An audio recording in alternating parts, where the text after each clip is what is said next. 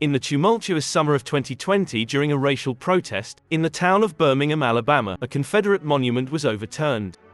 Protesters discovered beneath it lie a buried manuscript entitled, The Book of Lucifer. The Book of Lucifer is an account of famous historical religious stories as retold by Satan, aka Lucifer Jehovason. The volumes contained herein are highly controversial, and it is advised that the weak at heart steer clear from it. Skilled literary professor, Lord Cain de Wilt, will read excerpts while also including interviews and testimonies of people whose lives have been forever changed by this book.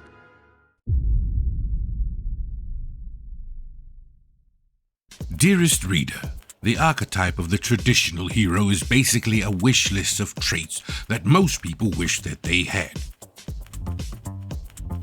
Everyone sometimes wishes that they were a little bit faster, a little bit smarter, or a little bit stronger, for whatever the reason. But contrary to what my father practices, might does not equate with right. I would argue that strength is not measured in what you do, but rather in what you do not do. Like not flooding the entire world and all of the animals and people in it just because your children grow up and develop their own stupid ideas about how to live their own little lives. My father never understood the dynamics of strength. Consider the story of Samson, the failed Messiah prototype.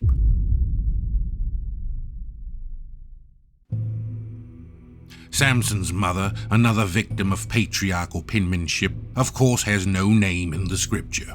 She was a woman who had been unable to bear children. Back in the day, a barren womb was considered to be a curse or a punishment by my father. But then, one day my father felt the need again to do hoodrat stuff with his hoodrat friends. One day in heaven, my father sat in court with all of the angels. Behold, which timelessly translates as, it's almost time to send my favorite son Jesus to earth as the Messiah. But first, let's do a test run.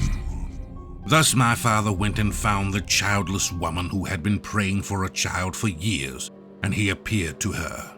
Behold, I am the Lord thy God. Which translated reads, Check yourself, fool. Oh yes, Lord, it is I, your most faithful servant. My name is... I know who you are, the barren woman of the village. Guess what? What is it, Lord? You're gonna have a baby. Better late than never, I imagine. What did thou sayest? At least I'm not as old as Sarah was when she gave birth to Isaac. You want me to come back? No, Lord, we art good. We art very good. No, thou shalt not drink of any strong drink, and the child shall not drink of any strong drink. He shall never touch anything that is dead or unclean, ever, under any circumstances. The child shall also never cut his hair, because that will be the source of his strength. Thus it had begun. Messiah, the beta version, was underway.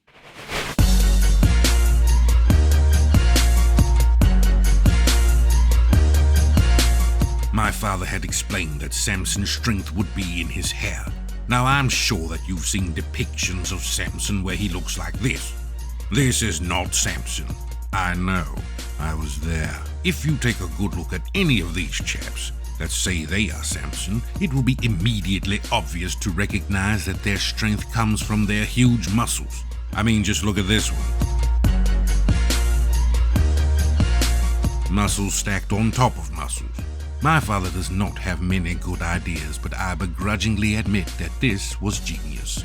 In reality, Samson was most unimpressive to look at.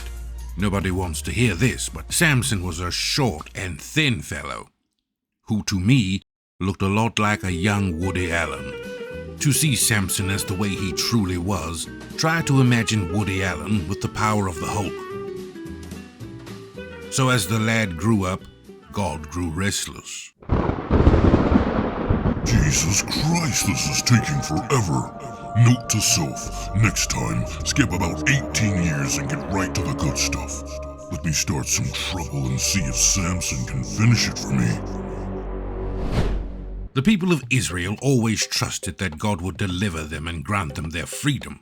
like when my father used Moses, the blood wizard, to relocate from Egypt under the rule of Pharaoh to where they were now, under the rule of the Philistines. Anyway, it came to pass that Samson grew up with the knowledge that he was the chosen one. So naturally he had a strong sense of entitlement and became an egotistical jerk. All right now, Samson, come on and eat all your vegetables like a good little Messiah.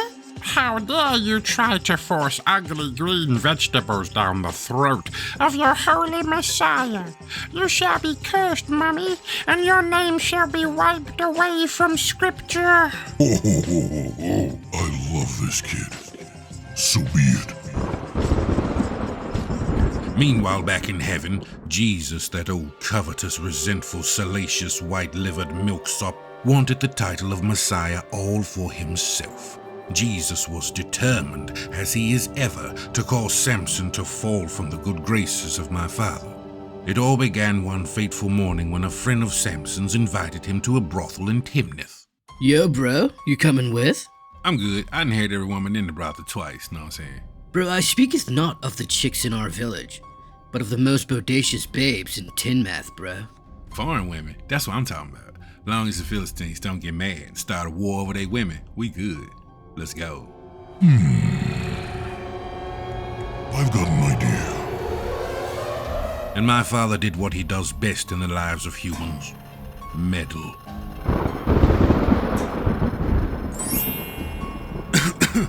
Oh, my libido.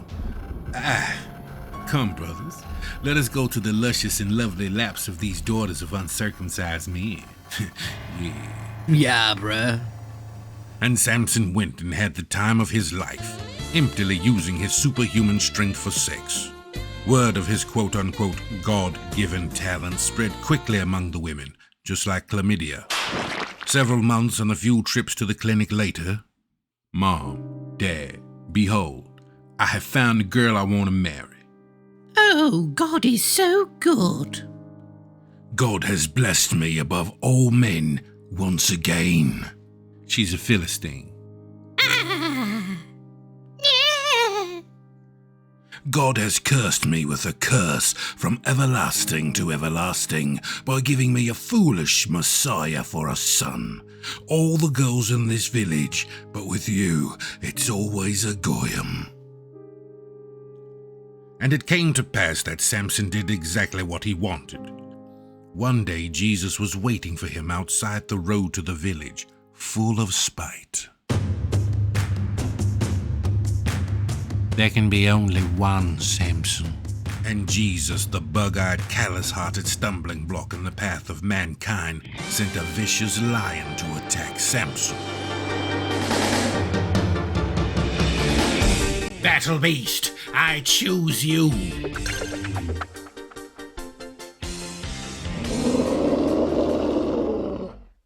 And God saw the beast charge at Samson.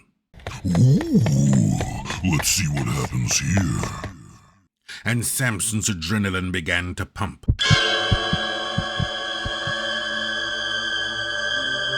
And he reached out to grab the lion, but he ended up ripping the lion in two, activating his super strength through anger. Whoa, that was awesome. Hey, Jesus, did you see that? Look what I made Samson do. Where's Jesus?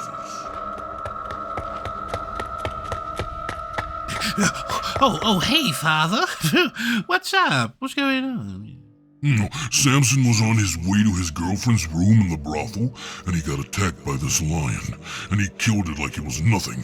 He ripped it in half like a sugar packet. I love this guy. Oh, you don't say. A few days later, when the young woman was recovered, she sent for Samson again. Samson collected his coin and returned to the brothel to see his quote-unquote girlfriend. Jesus, that snake that waits by the side of the road, only to bite the heel of an ass that it might throw its rider to the ground, was there once again waiting for Samson in the desert.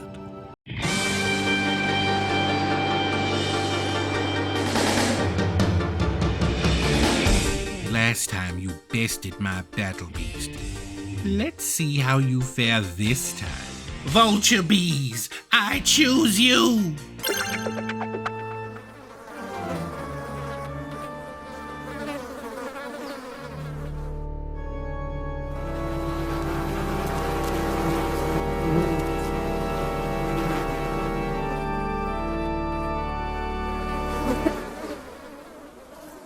And it came to pass that time passed upon the passage of time, and Sampson was on his way to his girlfriend's, and the bees did not attack him, because he was alive, and vulture bees only eat dead things. So they went past him and went directly to the carcass of the dead lion. Wow, these bees are eating that dead lion. That's nasty. God is so awesome. I love this guy. And Sampson went on to visit his lady friend, and after a few days of premarital sex with his Philistine filly, he passed by the lion's carcass again. And because his strength was not in his muscles or in his brain, he scooped out the honey the bees had made and ate it. Wait, did he Just break his covenant with you by touching something dead? Yes, I saw it. It happened. It's cool, nobody saw it, it never happened. Take it easy, Jesus. Now, to clear up something that the scriptures confuse on purpose, I would like to shed light upon this, because Samson was a man of ordinary stature and not very muscular at all. The people all wondered after the source of his strength for good reason. God had lied, and Samson and his parents believed his hair was the source of his strength, but it was in fact his obedience to my father that was his source, as you will see later. Time does what it does best, and what it was meant to do passes. Samson was made a judge, and this idiot ruled over the people in Israel. This fatally contributed to him believing that he was smarter than he actually was. Samson decided to make his prostitute an honest woman and marry her. During the 7-day wedding festivities, he decided to play a stupid game that would end in blood and tears. I have a wonderful idea. I will give all 30 of you a riddle. If you guess it, I buy each and every one of you a new robe. If you guys guess it, then I buy each and every one of y'all a new robe. Alright? Yeah. Dearest reader, what follows is the worst and most pitiful stab at poetry since the Song of Solomon. Out of the eater came something to eat. Out of the strong came something sweet. Try and figure that out. Bruh, why are you rhyming in English and you're supposed to speak Hebrew?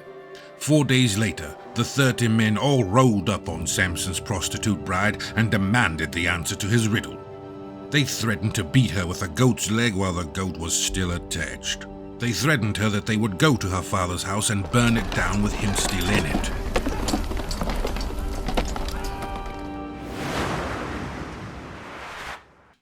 So she went to Samson.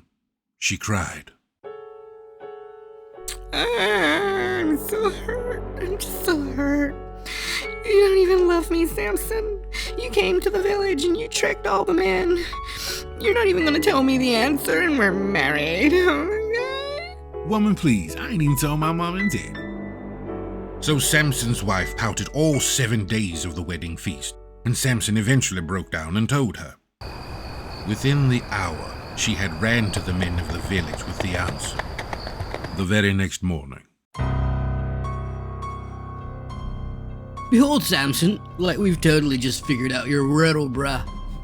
Okay, let's see what you got.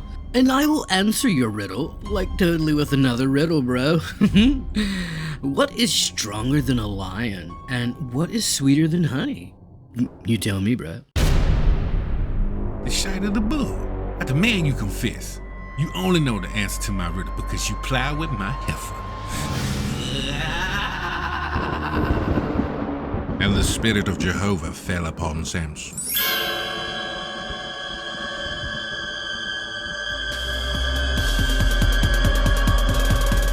Oh, hell no. It's clobbering time now. And Samson proceeded to lose his damn mind. He went and killed 30 random men in the village, took the clothes off of their dead bodies, and gave them to the men he had made the foolish wager with. Come on, I mean, he just broke the covenant again. Undressing these 30 dead bodies. Hush up, Jesus. I'm trying to watch this. Plus, I told you, it doesn't count if he's the one who killed them. Here is your reward, second-handed, just like your answer to the riddle. A very upset Samson left and did not return for many months, leaving his wife at her father's house. Dearest reader, a lover is not like a car. You cannot just park them somewhere and expect them to be there when you return. But here Samson was, at his father-in-law's house, demanding his wife. What are you doing here? What do you think I'm doing here? I came for my wife. You left during the wedding. It's been months since I've given her to your homeboy from the village. In anger, Samson went and collected 300 foxes, because large number of foxes are easy to come by. Samson collected 300 of the most vicious and aggressive to human foxes known to man. The Arabian red fox. Samson then, in a deplorable act of animal cruelty, I will allow it.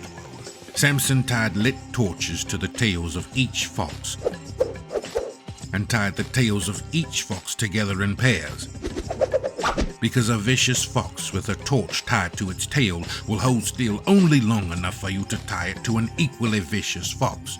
Anyway, Samson set the beasts loose upon the fields of grain that belonged to the Philistines. Firefox, I choose you.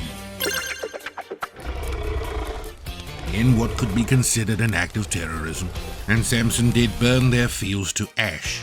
When the Philistines heard what happened, they came for Samson. But first, they went to his wife's house and burned her father alive inside of it, like they had always wanted to. Samson, finding this out, considered things. He knew that he was strong, but he was not invincible. Samson hid in a cave from the Philistines, but it was the people of Judea who found him first. Oh, brothers, it is so good to see you. Behold, which translates from the ancient Greek as, Jew, please, you got it twisted like a loaf of challah. We have come to turn you in. You can't control your power, you can't control your mouth, and you can't control that thing between your legs. You're done. You're done. They bound him in rope and took him to the Philistines. And that's when my father got involved. Alas, which translates from the ancient Aramaic as, time to enter my cheat code. And God used his heat vision to burn the rope around Samson to ash, freeing him.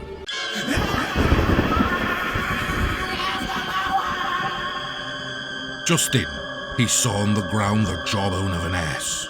If he touches one more dead thing, Father, that has to be it.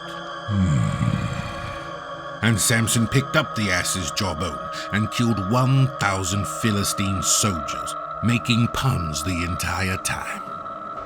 I beat your broke ass with a broke ass.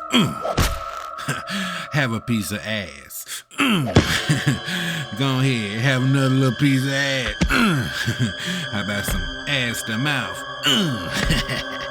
Yeah. God, it's me, the Messiah. Your boy Samson out here keeping it real in these dunes for you, you know. Speak as mortal. Whew, I'm about to die out here because of thirst. I'm out here in the desert, and, all I can think of do is, get some water. Somewhere you can pour out of heaven or something for me. Oh, wow. I mean, he really just expects you to do everything for him. I love this guy. How can I say no? Behold, place thy lips upon that piece of ass in thy hands. Samson obeyed, and a refreshing spring of cool water flowed from it.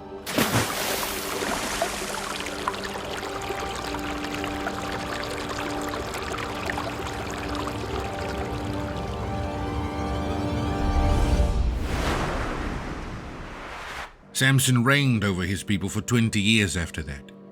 And it came to pass that Samson had yet another thirst given to him by the Lord. And to quench this thirst, Samson took himself to a brothel in Gaza, which at the time was like Vegas without antibiotics or electricity. The Philistines, holding that grudge, still wanted to find a way to kill Samson. The secret plan was to slay him while he slept in the early morning hours at the brothel. Samson, being in a brothel, a place where secrets naturally circulate, found out the plan to get him and left at midnight, taking the very gate of the city with him. Y'all wanted to catch me defenseless. Now you will be the ones who is defenseless.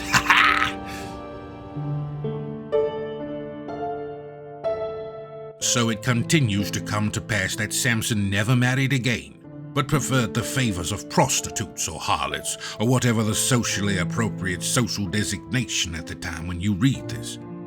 Over time, he had found a new favorite, however, and her name was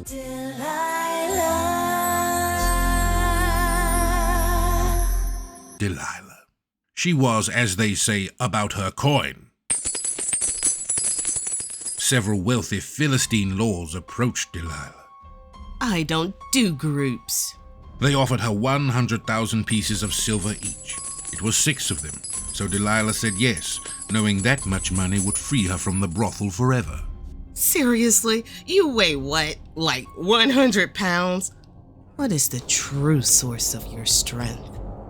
Oh, okay. I'm starting to get a headache. Fine. I tell you. Good. My headache is going away. If you use vegan, green, undried robes, then I'd be as helpless as a little lamb up there just laid up there. You can do whatever you want to do to me, girl. You know what I'm saying? Delilah, ever about her coin, tied Samson up with green welts while he was asleep and called for the Philistine lords to the brothel. Samson, wake up. Samson, wake up. They trying to get the drop on you, my love. And Samson rose up, snapping the ropes like thread that come close to a flame. The Philistines ran. But the next morning... I thought you said green welts. Liar. Don't ever tell me you love me again, either. I got a headache coming on. It's a really bad one. I might last a day or two. Thus, Samson lied again. Okay, I was just playing, girl. I was just playing. You know I love you. Actually, what you gotta do is you gotta use fresh, new, unused ropes. You know what I'm saying? That's never been used before. That's my weakness. You tie me up with them, I'll just be laid up there. You can do whatever you want to do to me, girl. You know what I'm saying? The very same night, Delilah tied up Samson with new ropes and called for the Philistines. Samson, wake up. Samson, wake up. They tried to catch you sleeping, my love. They are upon you. Samson again rose up, snapping the ropes, and sent all 12 lords a-leaping. And amidst all this treachery, Samson remained with Delilah in the brothel for about another week. Dearest reader, if you live with someone who tries to kill you in your sleep, and tries to kill you, period, I don't give a damn what vows you took. Get your ass out of there. Your mother didn't sacrifice 9 months of her life to give birth to a punching bag. As a sperm, you didn't swim past billions of others just to get here and be somebody's plaything and play second fiddle. Jesus would have you be one flesh, an unnatural abomination. He would tie you both at the ankle and command you to run. Anyway, Samson told Delilah if she tied his hair to the headboard of the bed, he would be subdued. In case you haven't figured it out yet, Samson was into bondage. Samson is them old Philistine man again. I guess they found out you moved into the brothel. Samson rose up from the bed, snapping the ropes and taking the headboard with him.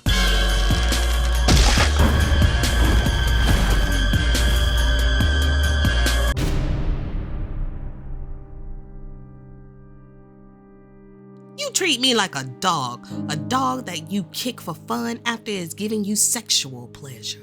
Scripture indicates that Delilah nagged him as ferociously as she could day by day. She deprived him of female attention, and the latter eventually broke him down. All right. Okay, yeah, you're right. I tell you. See, what you gotta do is, And Samson was about to tell Delilah another lie when Jesus, that reptilian reprobate racketeer, did whisper gently into the foolish ear of Samson. Verily I say unto thee, thou shalt rue the day thou liest to Delilah. In the end, who else shall love thee but her? She loves thee with all of the love a whore can muster. Try a different position and put thy confidence in Delilah next time. Wait, Delilah. I love you, and I can't risk losing you, especially after you warned me when the Philistines came for me that time. See, I'm a Nazarene, and we don't never cut our hair, but if you cut my hair, then I'd be just as useless and powerless and weak and stupid and slow and soft and feeble and otherwise just unvaluable, like a regular man. Delilah knew it was the truth. He had that dumb look in his eye. So as soon as he went to sleep, she laid his head in her lap and began to give him his first haircut. Knowing the murderer who had been her patron for so long was about to go to prison, she kept one of his 7 locks of hair for sentimental purposes. The Bible does not record this. This time the Philistines came in, and it played a little differently. Samson, my love, the Philistines are upon you. We'll see about that. Huh? Uh-oh. The Philistine lords, finding Samson as weak as a lamb, beat him for old and new. They beat him like an old dirty rug. Then, feeling frisky, they gouged out his eyes and slapped him in brass shackles and took him to prison to grind salt. Time passed.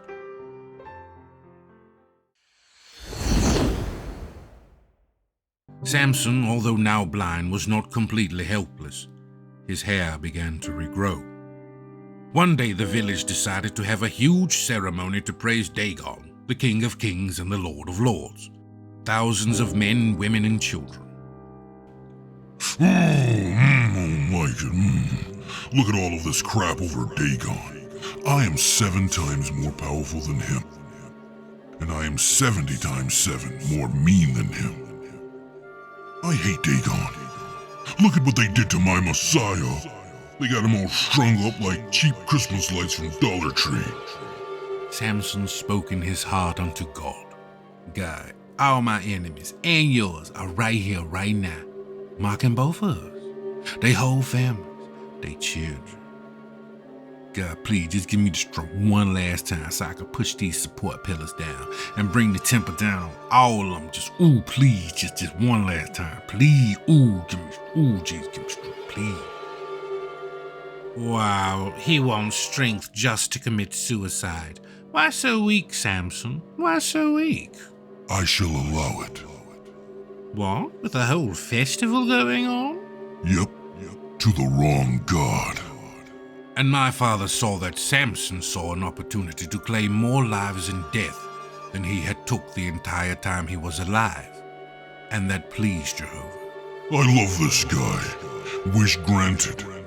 But he broke every part of the covenant. Don't be jealous, Jesus. Just be better. Good night, sweet Messiah. And Samson used his last bit of strength to destroy the Philistine families and himself, turning the temple into a tomb.